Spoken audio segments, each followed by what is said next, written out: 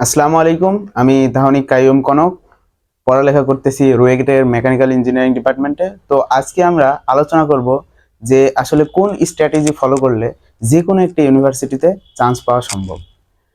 তো দেখো যে ইউনিভার্সিটিতে চান্সের যে বিষয়টা, এটা হচ্ছে অ্যাডমিশন টেস্টে কে কতটুকু আসলে দিয়ে আসতে পারে এটার উপর ডিপেন্ড করে। কেউ অনেক পারে কিন্তু অ্যাডমিশন টেস্টে পরীক্ষায় গিয়ে নার্ভ কন্ট্রোল করতে পারে না বলে পরীক্ষা খারাপ করে চলে আসে। আবার কেউ মিডিয়াম সাইজের পারে সব কিছু, তারপরেও পরীক্ষায় ভালো একটি রেজাল্ট করে এবং অনেক জায়গায় চান্স পায়।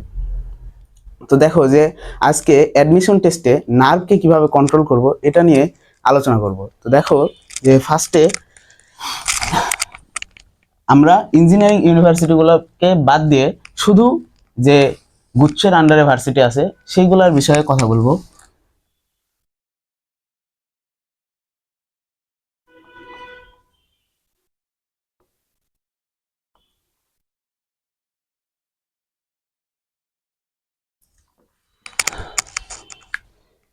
তো অনুমান করো যে কালকে তোমার গুচ্ছ অ্যাডমিশন টেস্ট পরীক্ষা। তো কি করবা, আগের দিন থেকে কিভাবে আসলে অ্যাডমিশন টেস্টের জন্য নিজেকে প্রিপেয়ার করবা এটা এই ভিডিওতে দেখাবো। তো ফার্স্টে অ্যাডমিশন টেস্টে নার্ভকে কন্ট্রোল করার জন্য তোমাকে দুই তিন দিন আগে থেকে মেডিটেশন মেডিটেশন করার প্র্যাকটিস করতে হবে। মেডিটেশন হচ্ছে প্রতিদিন সকালে ঘুম থেকে ওঠার পরে 10 থেকে 15 মিনিট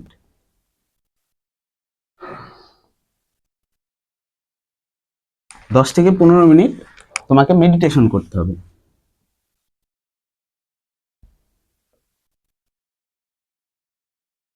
অনেকে বলতে পারো ভাইয়া মেডিটেশন কেন?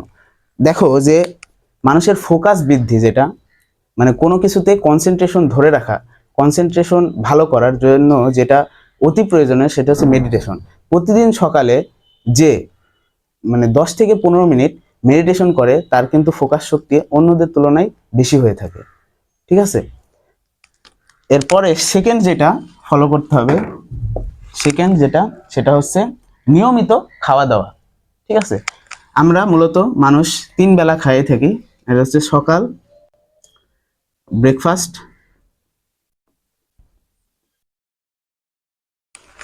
তারপরে লাঞ্চ অ্যান্ড ডিনার। 3 বেলা সঠিকভাবে খাওয়া দাওয়া। এখন অ্যাডমিশন টাইমে অনেকের হয় কি যে বাইরে যায় অ্যাডমিশন টেস্টের প্রিপারেশন নেয়। এতে করে হয় কি যে তাদের 3 বেলার যে খাওয়ার অভ্যাস এটা আসলে ঠিক নিয়মে মেনটেন করে না। অনেক টাইমে হয় কি যে হচ্ছে ব্রেকফাস্টটা করেই না, ব্রেকফাস্টটা বাদ দিয়ে দেয়, শুধু লাঞ্চ আর ডিনার করে।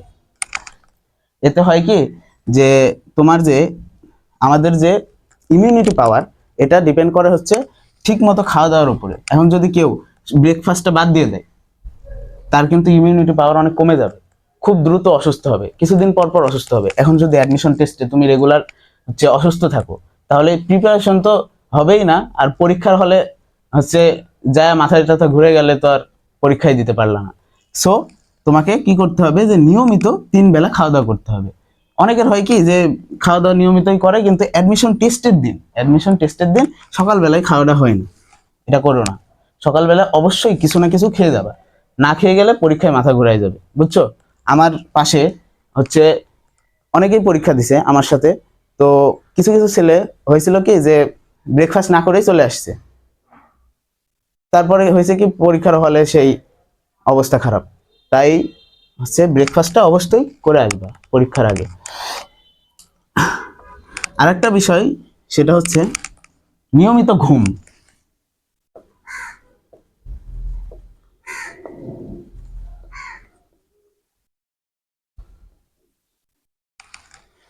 অ্যাডমিশন টাইমে হয় কি যে নিয়মিত যে ঘুমটা সেটা হয়ে থাকে না আর কি। অনেক দিন হয় কি 2টা 3টা এরকম বেজে যায় ঘুমাইতে। আবার অনেক দিন হয় কি যে হচ্ছে শরীর ক্লান্ত, সন্ধ্যা 6টার দিকে ঘুম। এরকম করা যাবে না, একটা নিয়ম ফলো করে আর কি ঘুমাবা। ধরো তুমি রেগুলার নিয়ম করছো যে রাত 12টা পর্যন্ত পড়বো, এরপর ঘুমাবো, 12টা পর্যন্ত পড়লাম, তারপরে ঘুমাবো এবং সকাল 6টায় উঠে তারপরে আমি পড়াশোনা শুরু করব। ঠিক আছে। আবার অনেকের হয় কি রুটিন এরকম যে রাত্রে আমি 11টা পর্যন্ত পড়বো, আমি সকালে আরো সকালে উঠবো। ঠিক আছে, দেখা গেল সে 5টা অথবা 4:30 এরকম টাইমে উঠে পড়াশোনা শুরু করে। এটা ডিপেন্ড করে, এই ঘুমটা পুরাটাই ডিপেন্ড করে মানুষ ভেদে, যে কার ফোকাস কোন টাইমে ভালো থাকে। এটা আসলে এক একজনের কাছে এক এক রকম। তো সবসময় মেনটেন করার চেষ্টা করবা, যে রুটিনটা যেটা যেটা মেনটেন করার চেষ্টা করবা। এতে হয় কি আমাদের যে শরীর সেটা বায়োলজিক্যাল ক্লক অনুযায়ী চলে। বায়োলজিক্যাল ক্লক এটা মানে হচ্ছে যে তুমি প্রতিদিন একটা নির্দিষ্ট টাইমে খাও, ধরো 1টার দিকে খাও, তুমি হঠাৎ করে একদিন খাইলে না, তাহলে কি ওই টাইমে কিন্তু আমাদের পাকস্থলীতে হাইড্রোক্লোরিক অ্যাসিড উৎপন্ন হচ্ছে ঠিকই, কিন্তু তুমি না খাওয়ার ফলে এটা তোমার পেটে ইফেক্ট ফেলবে, বুঝছো? তো হয় কি যে এই রুটিন, ঘুম আর খাওয়া, এই দুইটা অবশ্যই রুটিনের মধ্যে রেখে কাজ করতে হবে, তাহলে তোমার শরীর সুস্থ থাকবে, অ্যাডমিশন টেস্টে তোমার সর্বোচ্চটা দিতে পারবে। ঠিক আছে।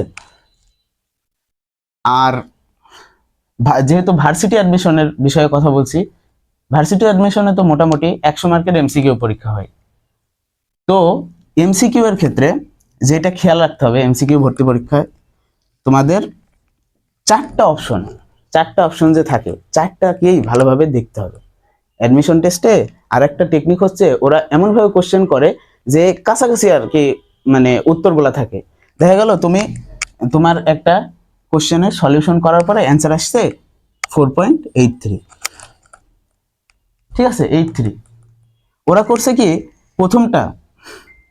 প্রথমটা অ্যান্সার এ নাম্বারে যেটা, সেটা দিছে 4.8।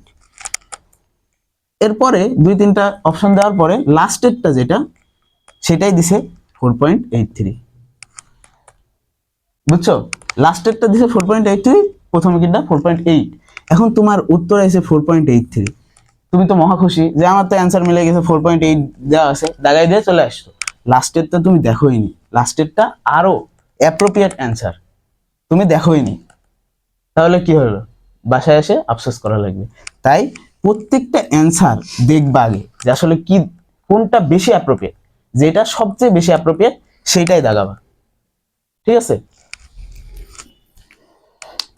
এই গেল 4টা টেকনিক।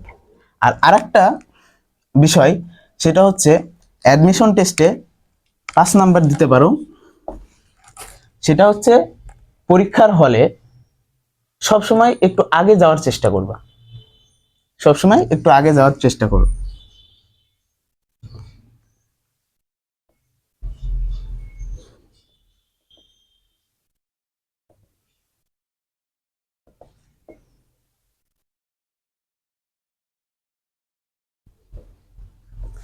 কেন বলছি আগে যাওয়ার কথা, যে এমন অনেক স্টুডেন্টকে দেখেছি যারা হচ্ছে একদম যেরকম টাইম দেওয়া আছে সেরকম টাইম কি 10 মিনিট আগে আসছে, তারপরে সিট খুঁজতে খুঁজতে টাইম শেষ, পরীক্ষা দিবে কখন, এরকম হয়। আবার হয় কি যে ঢাকা শহর বা বড় বড় শহরে এক্সাম যখন দিতে যাও তখন অচেনা জায়গা, এটা কিন্তু অচেনা জায়গায় কি হয়, অচেনা জায়গায় হয় কি যে হচ্ছে কোন জায়গায় যাব, ম্যাপ দেখতে হবে, আরেকজনকে জিজ্ঞেস করতে হবে, এসব করতে করতে অনেক টাইম চলে যায়, অ্যাডমিশন পরীক্ষায় তোমার পিছিয়ে যাবে। তাই একটু আগে আগে বের হওয়া উচিত, বুঝছো?